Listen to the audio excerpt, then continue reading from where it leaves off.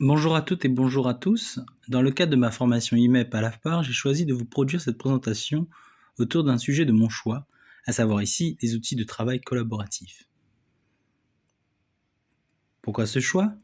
Bien, j'aimerais tout simplement que ma vidéo puisse être utile au plus grand nombre, au-delà même du strict cadre de cette formation. Aussi, elle s'adresse à toute personne s'insérant dans le milieu professionnel, qui plus est dans le milieu du digital ou de la création en général, voire dans le marketing. L'un des types d'outils auxquels on pense spontanément lorsqu'on parle de travail collaboratif, à distance, ce sont les systèmes de visio-chat, en somme des solutions de visioconférence. Des solutions pour les particuliers existent depuis les débuts de la démocratisation d'Internet, Messenger, MSN par exemple, ou Skype. Mais tout récemment, pandémie oblige, il y a eu un regain d'intérêt pour ces outils, notamment chez les professionnels, et les modalités de travail en distanciel. L'offre a grandi en même temps que la demande, si bien qu'on a vu émerger plusieurs outils de vidéo-chat et de messagerie instantanée. La solution proposée par les GAFAM implique bien souvent un compte ou une adresse mail compatible nécessairement, avec comme contrepartie qu'elle s'inscrit dans un package interconnecté, un écosystème. On peut citer Microsoft Teams ou Google Meet, et dans une moindre mesure WhatsApp. Des solutions alternatives qui ont trouvé leur public. On peut citer Zoom, particulièrement utilisé dans le milieu scolaire et les conférenciers. Simple d'utilisation et de mise en place, ne nécessite pas forcément d'adresse mail ni de compte particulièrement pour les invités. Il faudra toutefois penser à un autre biais de communication, au moins pour transmettre l'invitation. L'hôte peut sécuriser sa conférence par un système de mot de passe et l'invitation se fait donc par un lien et donc via une ouverture dans le navigateur. Autre solution, Discord, à l'origine utilisé par ce qu'on appelle communément les gamers. C'est un outil qui s'est répandu dans le domaine de la formation notamment et qui est basé sur la mécanique des forums web d'antan. C'est un système intéressant de channels, de rubriques, de salons vocaux, mais aussi exclusivement textuels. Cela nécessite un compte, un profil Discord.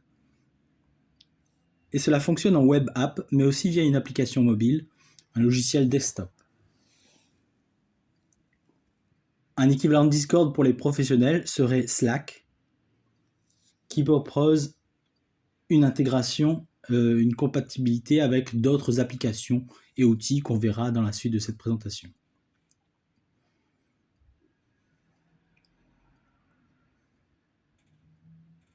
Au-delà de la simple visioconférence qui suppose une disponibilité de tous les collaborateurs à un moment T, des outils qu'on qualifiera de support de travail collaboratif existent. Cela se décline sous différentes formes selon l'usage. Le principe commun est qu'on peut associer différents collaborateurs sur un même support. On peut définir des rôles entre lecteur, éditeur ou commentateur. Souvent, un historique des modifications est accessible. On peut citer un exemple, Google Workspace, qui propose notamment des équivalents de la suite Microsoft Office, mais de façon plus sommaire en général, avec une option collaboration en direct en plus et une sauvegarde automatique. On citera donc Google Doc, Google Slide pour le traitement de texte et les présentations, Google Sheet pour le tableur, et un outil assez particulier qui est le Google Jamboard, qui est en quelque sorte un tableau blanc interactif, une sorte d'outil complémentaire aux visioconférences, en quelque sorte un paperboard en ligne où chacun peut ajouter ses idées, textes et images. Pour les créatifs, on peut utiliser également Canva, où on réalisera en équipe des présentations, des vidéos, voire des posts de réseaux sociaux. Il y a toute une banque de templates, de ressources, d'images notamment, gratuites et payantes. Donc une possibilité de travailler en équipe avec Canva autour d'un projet créatif, une possibilité d'automatisation, de couleurs, de typographie, d'importation d'images, de macros, et une possibilité de lier une base de données avec le support. Une fois qu'on a réalisé une production, que ce soit seul ou en équipe, ou pendant qu'on est en train de la réaliser, on peut vouloir conserver, partager cette réalisation avec l'ensemble de ses collaborateurs ou avec un service en particulier, voire pouvoir y avoir accès depuis chez soi. Bien que dans le monde professionnel, on aura souvent mis en place un système de partage de fichiers sur serveur interne, un intranet, il peut être nécessaire de partager des productions en externe, notamment pour des clients B2B, surtout quand l'élément à transmettre peut être trop lourd à passer via un simple mail.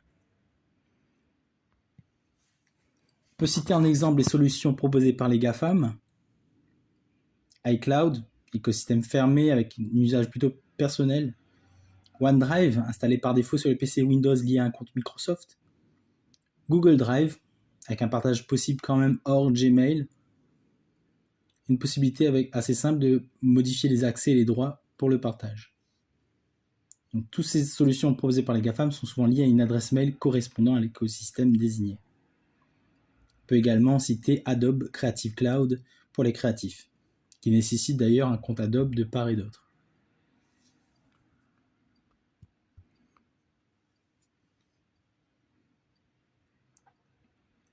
Pour ce qui est de gestion de projet, pour s'y retrouver dans cette abondance d'outils, il est parfois nécessaire d'utiliser justement des outils qui permettent de lier les différents outils et d'organiser le travail d'équipe à travers des objectifs, des priorités, un certain calendrier, des groupes et des interactions simplifiées. Ce qu'on trouve en commun dans ce type d'outils de gestion de projet, ce sont des tableaux de type dashboard, checklist, avec en général à minima 3 panneaux. Ce qui est à faire, ce qui a déjà été fait, et ce qui est en train d'être fait. On peut penser sommairement à Slack comme outil de forum qui va intégrer un certain nombre d'applications, mais on peut aussi s'y perdre tant l'abondance des salons peut vite poser problème. On va dire que Slack est plutôt un outil d'échange et de discussion plus ou moins instantané, direct, plus un outil de discussion, donc un outil d'organisation autour d'un projet. Et il ne propose pas nativement, du moins, ce type de présentation en dashboard. Donc on lui préférera Trello, un outil d'organisation générique. C'est l'outil le plus connu, donc très utilisé, aussi bien chez les particuliers que dans le monde professionnel.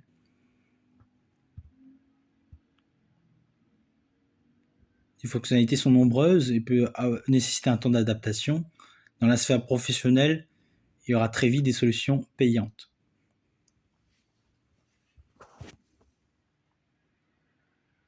Je peux vous parler notamment de Asana, qui est un concurrent direct de Trello. Asana, sur lequel j'ai déjà fait une vidéo qui précise ses avantages. L'objectif avec ce type d'outils comme Asana, c'est de savoir qui fait quoi, et donc de répartir les tâches, de connaître les objectifs, de définir des priorités, et de communiquer efficacement, et éviter ainsi la boîte mail désordonnée. En plus d'être un outil de gestion de projet, d'équilibrage entre les équipes et les membres des équipes, et de permettre une communication interne centralisée, c'est aussi un outil de reporting. Jusqu'à 15 collaborateurs de façon gratuite, comme je l'ai déjà mentionné. À côté de cela, on a aussi un outil assez particulier, qui est Notion, qui est un outil bac à sable qui permet de faire ou de recréer à peu près tout ce qui est possible de faire avec ces outils que je viens de citer. Le bémol, c'est qu'il y a une mise en place assez fastidieuse, tout comme la prise en main de façon générale dans un premier temps. Les avantages, c'est que les fonctionnalités et les applications sont sans limite, notamment la possibilité d'une gestion de base de données interne partageable en ligne.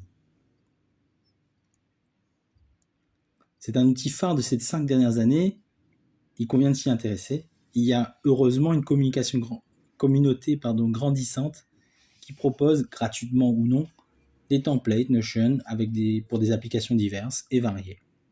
Les tutoriels et les cours sur Notion sont également très nombreux. Il s'agit d'y consacrer du temps, voire un peu d'argent. C'est dire s'il est complexe, mais loin d'être inintéressant. En bonus, je vous propose l'outil Loom, qui est un simple outil de capture vidéo et audio. Une simplicité, notamment dans l'installation, puisqu'il s'agit d'une simple extension sur le navigateur, Chrome par exemple. Via une interface en ligne, on peut partager sa vidéo facilement via un lien. C'est une interface via un site également qui propose même des possibilités d'édition assez sommaires. Donc Loom n'est pas strictement un outil destiné au travail collaboratif, mais on peut en avoir cet usage. C'est d'ailleurs avec cet outil que cette vidéo de présentation a principalement été réalisée. À travers cette mise en abîme, j'entends démontrer que ce type d'outil peut servir pour toute personne désirant faire une vidéo de type tutoriel ou à des fins didactiques.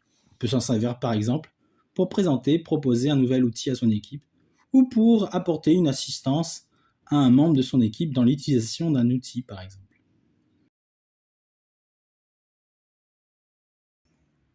En conclusion, pour collaborer efficacement, il faut avoir connaissance de tous les outils existants, d'où l'importance de la veille numérique. On a vu les limites de la simple visioconférence et de la messagerie instantanée, les possibilités de partage de fichiers, mais qui n'ont que peu de sens si tout n'est pas organisé formellement avec une possibilité de suivi en temps réel. Ces outils de gestion de projet s'inscrivent dans une volonté de formaliser et de s'organiser au mieux autour de ce qu'on appelle la méthode agile, méthode dont je vous parlerai très probablement dans une prochaine vidéo. Je vous remercie pour votre attention.